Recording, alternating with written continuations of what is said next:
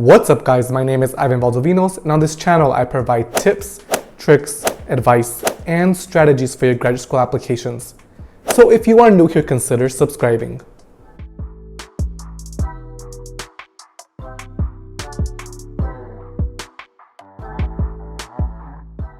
In today's video, I have for you a successful statement of purpose for the PhD program in social welfare at the University of California Berkeley. Motivation and goals. I am enthusiastically applying to the UC-Berkeley social welfare doctoral program to study social emotional learning, SEL, in the school setting. As a clinical social worker, researcher, and educator, working with many children who struggle with mental health and social emotional skills, I continuously ask myself, what can we as a society do to better promote social emotional well-being for all children? Considering that children spend so much time at school, the education setting provides an opportunity to teach core social emotional skills like cooperation, emotional regulation, communication, and perspective taking. I firmly believe that these skills could have prevented or buffered against some of the mental health challenges I witnessed in my work, and could simultaneously promote the capacities of all children to better understand themselves and others. My goal for pursuing a PhD is to learn the skills necessary for conducting rigorous research in how to implement and evaluate SEL programs in diverse school settings.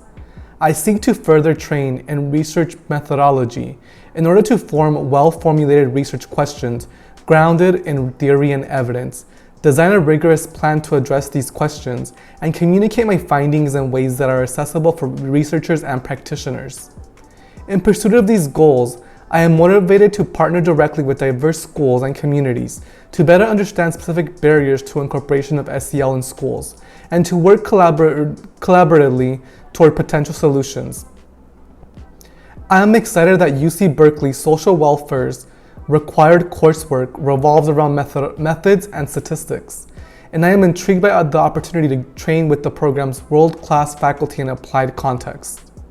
Simultaneously, I would be eager to reciprocate through active contribution to the university mission and community. For instance, I would seek to connect with other students to the graduate assembly, develop strong relationships with professors across departments, and foster collaborations with providers and research practice partnerships. So a couple of things that stand out with this introduction to the statement of purpose. So the first thing is the structure. So as you can tell, the student writes motivations and goals. And that's telling the reader that in this section of the statement of purpose, the applicant's gonna write about their motivations for graduate school and their goals when they are in graduate school or beyond. And so as you can tell, the major theme already is well known, right? So this applicant is talking about social emotional learning, or SEL, in the school setting. So this applicant is setting up the stage in terms of what this whole statement of purpose is going to be about. And the applicant does this right away in the introduction of the statement of purpose. So one key tip that I have for you when you are considering applying for graduate school and working on your statement of purpose is that you want to get to the point.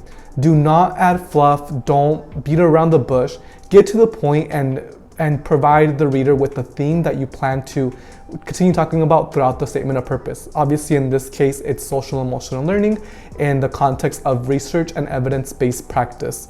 And so this applicant gives a little bit of background of who they are. So they are a clinically trained social worker and researcher and educator, and they work with mental health and social emotional learning in different contexts. And so we learned that right off the bat in the introduction of her statement of purpose. Then in the next couple of paragraphs, the applicant tells us why they want to pursue a PhD. And so some of the key terms that this applicant mentions in these next couple of paragraphs is that they want to seek further training in research methodology in order for them to be able to create research that's rigorous and that is able to be applicable in research and practice and to fill different niches in that field. They also mention what school they're applying to, which is UC-Berkeley Social Welfare Program. And at the end, they kind of briefly describe that program's coursework is really interesting to them because of the focus on methods and statistics, and that they want to work with other students and other practitioners in different capacities. One thing that I do always see when I review statement of purposes for some of my clients that I do have is that they do not mention what school they are applying to or what program they are applying to early on in the statement of purpose. They wait until the end. So one key tip that I have for you is that I want you to write exactly what program you're applying to at what institution at the beginning of your statement of purpose. That's going to give the reader an idea of where you're applying, even though it's implied, right? Because you're already applying to the program, they should know you're applying to the institution and so forth. But just give us some context. That way the reader's not wondering if the applicant's actually applying to the right program or not. The next section of the statement of purpose is titled Preparation. I first explored my interest in SEL as an undergraduate when I joined this professor and her early childhood social emotional readiness lab at the University of Miami. As I buzzed from one Head Start preschool to the next, I became curious about the social behaviors I was observing in the classroom, from cooperation to aggression. Specifically, I was interested in what sort of influence the teacher could have on her students' social emotional development. Since then, I have actively sought a range of research experiences to address questions in child development and well-being. I have worked on basic research projects on developmental mechanisms, as well as applied projects on university district partnerships. These projects have spanned target populations from preschool to high school and made use of a variety of methodological approaches, including surveys, observational assessments, and measures of physiology. Specifically, I have actively contributed to the following stages of the research process. Designing research projects. 1 year ago, I joined this professor's lab at Boston University as the first lab manager of the newly formed Biobehavioral and Social-Emotional Based Development Lab. In this role, I helped design research studies addressing fundamental questions in the development of callous unemotional traits, in part by creating new tools to assess core social-emotional processes. In addition, recognizing a need in the education literature, I am currently authoring a systematic review with this professor on the implications of callous unemotional traits on school and schooling. Managing and coordinating research projects. For the studies at Base Lab, I have written IRB applications and created protocols for data collection, as well as devised and implemented comprehensive recruitment plans. In addition, with this professor's lab at Boston University, Wheelock School of Education and Human Development, I coordinated a pilot evaluation of a pre-service teacher training on student mental health. For this project, I managed survey distribution and literature searches on teacher attitudes, behaviors, and stigmas. Developing assessment tools. With this professor, I also had the opportunity to support a university district partnership by developing surveys to assess child, parent, and teacher perspectives on mental health service provisions in their schools. At Base Lab, I am actively involved in the creation of new lab-based tools and measures to assess social-emotional skills. Data collection. As an undergraduate in Blank Lab, I administered academic assessments and coded live observations on school climate and Head Start preschool classrooms.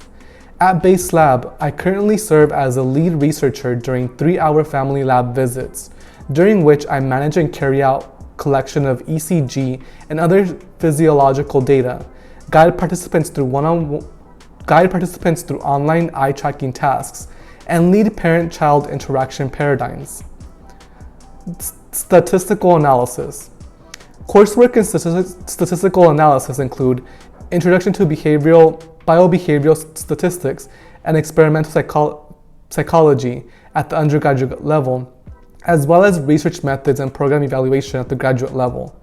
In these classes, I learned how to determine the appropriate analysis needed to explore a variety of research questions and ran statistical analyses in SPSS. Communicating results. I have communicated the findings of research projects by writing a blog post, giving symposium talks at national conferences, supporting advisees in creating academic posters for university-wide poster sessions, and preparing and revising a manuscript for submission to a peer-reviewed journal. So in this section of the statement of purpose, the applicant talks to or writes about their preparation for graduate school, and particularly for the PhD program. So if you are applying for PhD programs, it is crucial that you provide them with some insight on your preparation to conduct research. As you can tell, this applicant here decided to talk about their research experience and in detail about what they actually learned through these projects. So they first start off by explaining what their overall research experience is like in terms of the topic. So again, it's with the theme of social and emotional learning. And so the applicant gives us an idea of which labs that they worked at and how they became interested in this line of work. So this person talks about how they were working at Head Start preschools and how those challenges that this person saw in relation to cooperation and aggression of children really helped develop their research interest.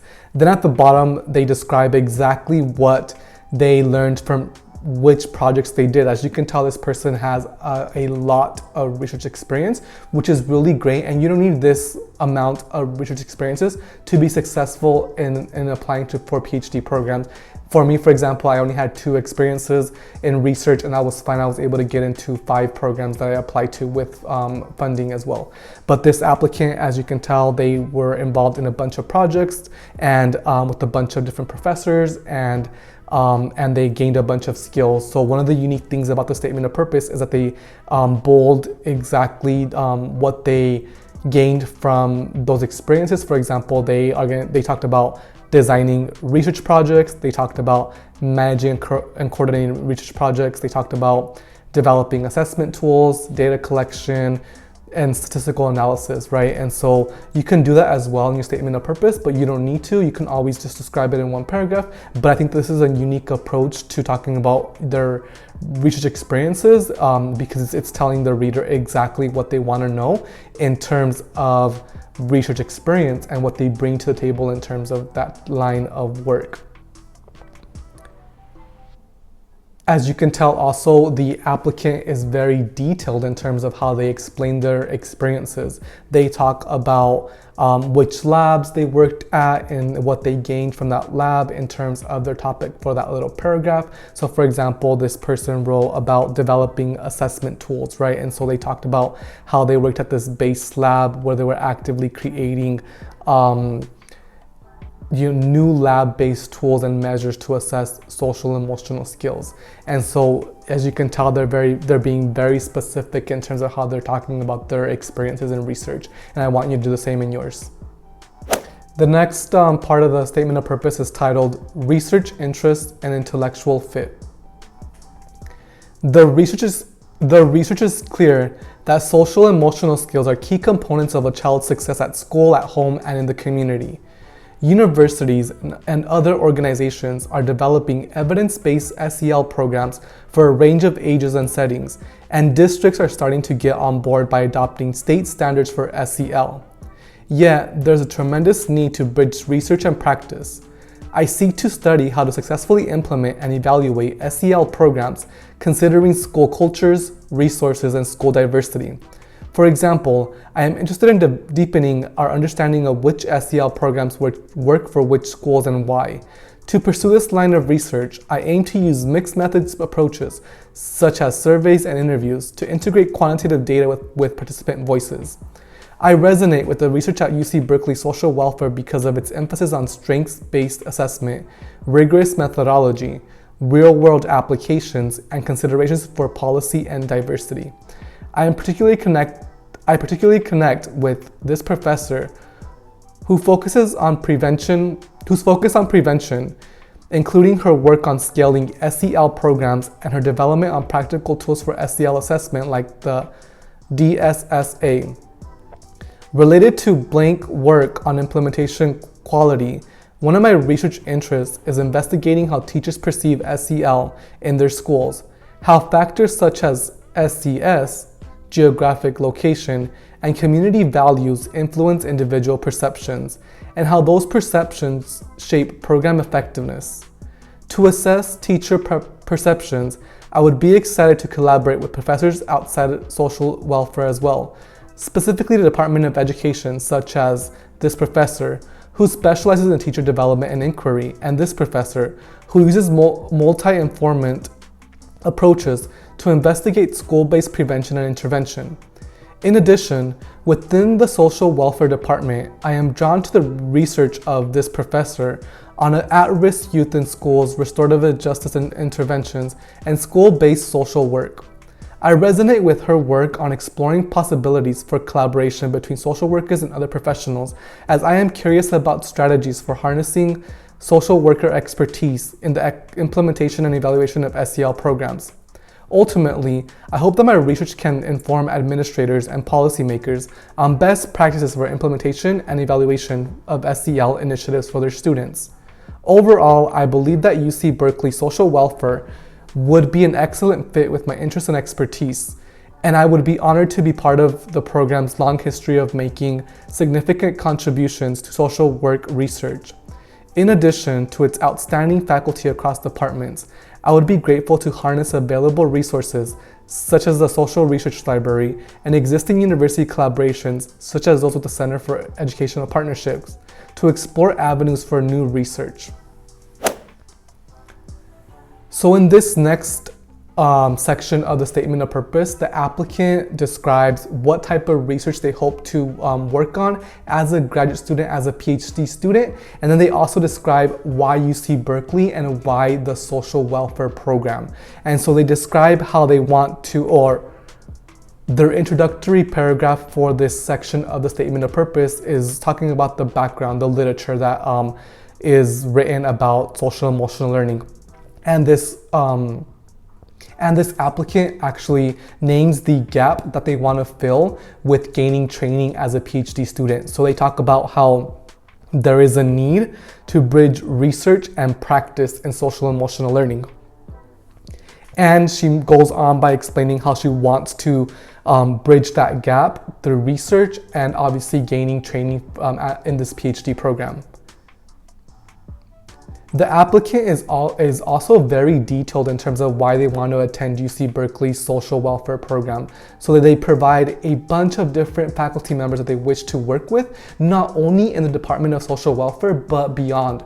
Talk about the College of Education as well, and how she wants to partner with them and collaborate with them on different projects that are all focused on social emotional learning. And she also goes further and explains what type of work she hopes to conduct as a PhD student. So she talks about how she wants to answer all these questions about SEL, right? So how factors such as SES, geographic location, and community values influence perceptions, and how those perceptions shape program effectiveness, etc. And so she provides the reader, the graduate school committee, with an idea of what they might research for the dissertation. So remember, as a PhD student, you are gonna have to write and conduct research for your dissertation, a large project that you need to submit as one of your milestones to complete the PhD. And so what you wanna do is you wanna provide them with a glimpse of what type of work you want to work on as a PhD student, because you are gonna be doing that as a PhD student. So why not give them an idea